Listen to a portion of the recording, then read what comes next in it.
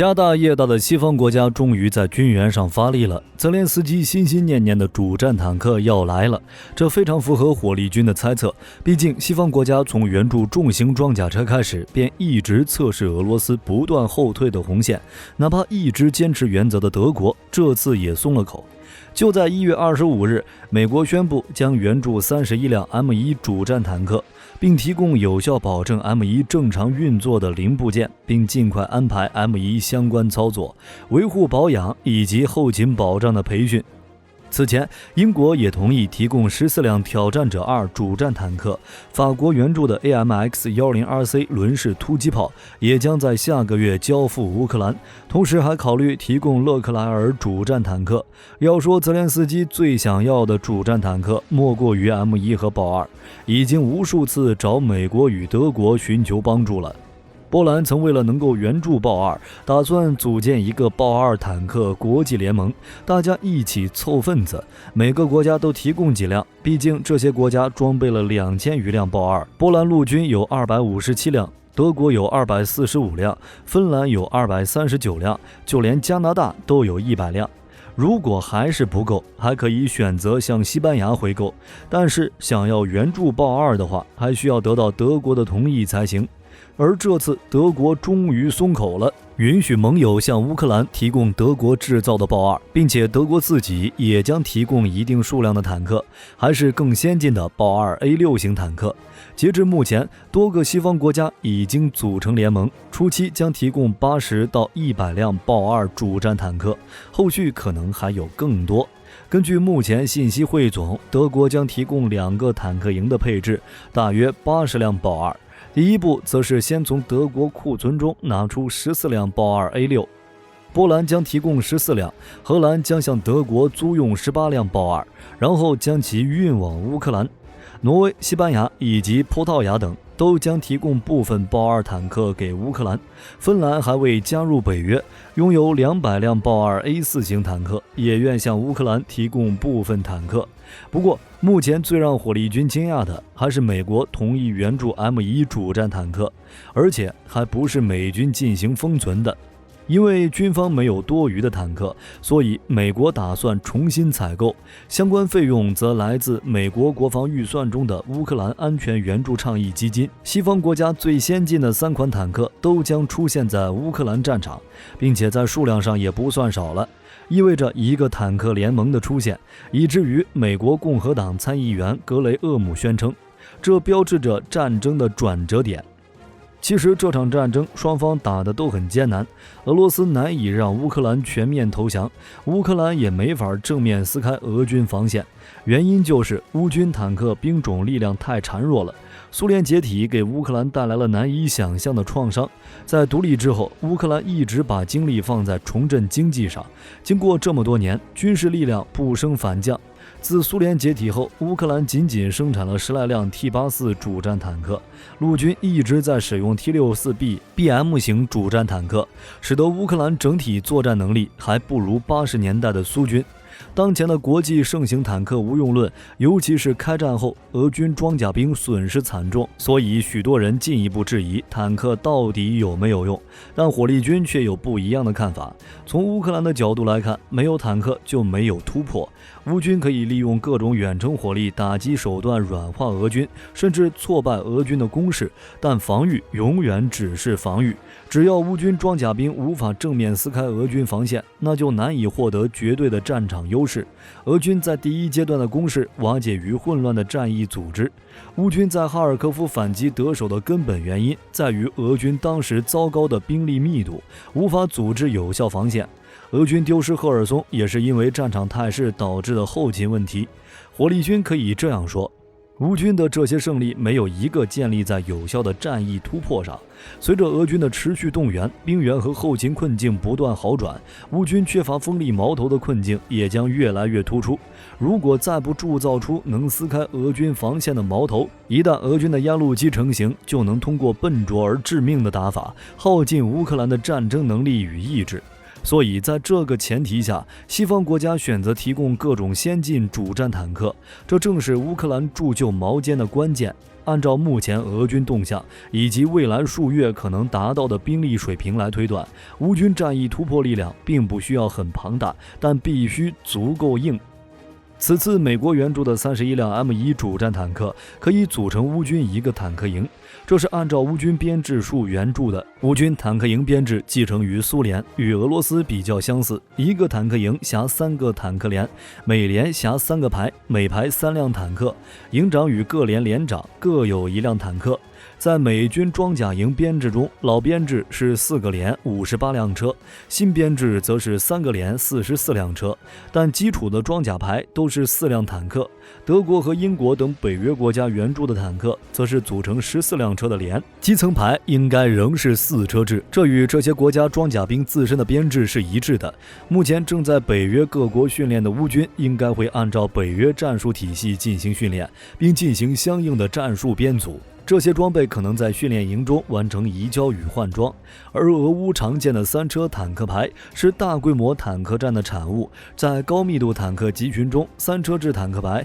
在战斗队形中的行动更加便捷，而3-3制的坦克营结构也比较容易拆分支援。但在小规模的独立战斗中，3车制的战场观察压力比较大，每一名车长都需要负责120度以上的目视观察，遭遇伏击和突袭的风险比较大，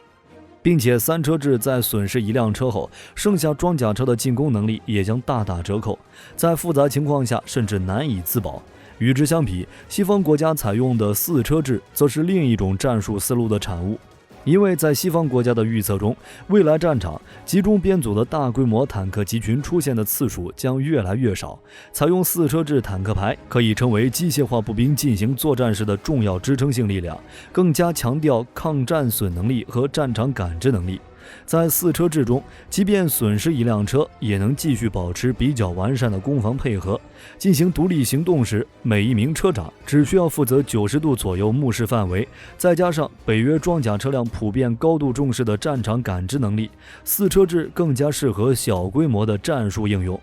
源源不断的援助之下，已经为俄军构成了严重威胁。当初美国援助的海马斯火箭炮造成了今年初俄军最惨重的损失，如今西方先进主战坦克也将进入战场，所以俄罗斯自然会表达不满，甚至还冷嘲热讽。普京发言人表示，德国和美国以为向乌克兰提供坦克就能增强乌军整体实力，简直就是痴人说梦。并且他还预言，这些坦克将像其他坦克一样被烧毁，但再犀利的评判也替代不了武器带来的压力。按照最快进程，豹2主战坦克将在2到3个月内交付到乌克兰，到时候春暖花开，乌军春季夏季攻势也将完全展开。而反观俄罗斯这边，坦克兵面临着前所未有的困境，此消彼长的风险正在酝酿在第聂伯河东岸的军营中。在70年代的时候，是苏联坦克技术发展的顶峰，短时间内发展出 T64、T72 以及 T80 3大车族，技术与性能各有千秋，只是承担不同的战术战役需求，给欧洲国家带来了巨大压力。近些年来，东西方所有主战坦克的假想敌几乎都是 T64、T72 以及 T80 3大车族。这种针对性的设计思路以及之后不断的技术升级与改进，技术层面的碾压效果几乎是必然的。面对苏联的3大车族，豹2坦克是第一种成熟的实战型号。自1979年服役以来，被认为是北约各国中最先进的第3代主战坦克。豹2的主要特征更是成为北约第3代主战坦克的模板。虽然在所有主战坦克中，豹2被认为是防护力相对较弱的型号，但其最基础的豹2 A4 的车体与炮塔正面装甲仍然具备640到660毫米的可视厚度，明显强于3大车族中防护力最强的 T80U 的560到640毫米。而机动性、火力与信息化水平等方面更是全面处于压倒性水平。凭借着出色均衡的技术性能，不仅成为德国装甲兵的主要装备，也成功阻断了美国 M1、英国挑战者等主战坦克的外销之路，成为欧洲通用主战坦克。西方国家向乌克兰提供如此多的主战坦克，这让俄罗斯感受到了空前的压力。乌军凭借这些主战坦克拥有了与俄军正面对决的实力，而俄军主战坦克缺乏正面击毁北约主战坦克的能力，因为俄罗斯没有财力大规模列装新式弹药。如果算上双方在火控技术与战场感知方面的差距，俄军装甲兵的技术劣势更加明显。当然，俄罗斯也有办法提升正面对抗的能力，那就是数量。毕竟当初的苏联就是凭借钢铁洪流威慑整个欧洲，但实际情况呢？自从开战以后，俄罗斯乌拉尔工厂获得了400辆 T72B3M 的订单，但要到2024年才能完成。经过多方面信息的估算，俄罗斯的坦克产量经过反复努力，有可能从年产100到200辆提升到200到300辆的水平，同时具备翻新升级500辆库存坦克的能力。但即便如此，俄军坦克兵的规模仍不断衰减，而有能力与 M1、豹2以及挑战者2正面对抗的 T14阿玛塔主战坦克也并不一定能出现在战场上，因为这款俄军最新型的主战坦克并不完善，发动机和火控等系统存在严重问题。当初在红场阅兵时，甚至还出现了抛锚的情况，而装甲抢修车还拖不动的尴尬状况。换句话说，如果俄罗斯真的将 T14投入战场，很可能会因为机械状况等原因被抛弃，然后像 T90M 一样成为乌克兰军队的战利品。当然，开拖拉机的乌克兰大爷们就不用胡思乱想了，大马力的装甲抢修车都拖不动抛锚的 T14，还指望你那2台拖拉机？另外 T14与苏57不一样，苏57可以在安全的后方发射远程空导弹或者空地导弹，不用担心被击落的问题，即便出现机械故障而坠落，残骸也会控制在俄军手中。但 T14可是要在前线厮杀的，即便不与西方先进坦克对战，但面对乌军手中数量众多的单兵装备，其生存概率也不会高。T14在战场上一旦出现损失，不仅是乌克兰的重大战果，俄军士气也将被重挫，还会影响潜在的外国客户和投资者。